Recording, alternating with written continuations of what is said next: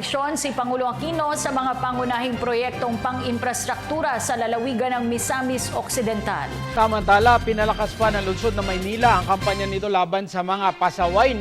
Samantala, kinatigan naman ng mga senador ang pagkakaroon ng Pangulo ng mahigit 500 bilyong pisong lump sum. Samantala, mahigit pisong dagdag ang pinatupad ng mga kumpanya. Round 2 of the Philippines' arguments to solidify the case it filed over its territorial. Samantala, suportado naman ng Commission on Population of HOPCOM ang plano ni President.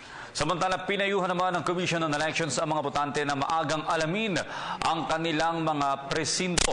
And Malacanang confirms that President Aquino has already signed into law the Kasambahay Bill. Private organization is pushing for the further development of the local coffee industry. Samantala, pinaunahan naman ni Executive Secretary Salvador Medialdea ang kauna-unahang flag raising ceremony. Almighty God, our Father, bless this wonderful nation. Protect us from physical and spiritual war, from fear and confusion, from separation and division. Be present to our leaders. Give them wisdom and courage, affection and compassion, as they ponder decisions affecting peace of its people. Make us more deeply aware of our beginnings, remembering not only our rights, but also our duties and responsibilities as a citizen.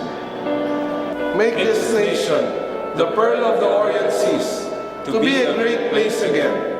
May all its people know clearly your will, that they may fulfill the call for us in the salvation of this land and the restoring of all things.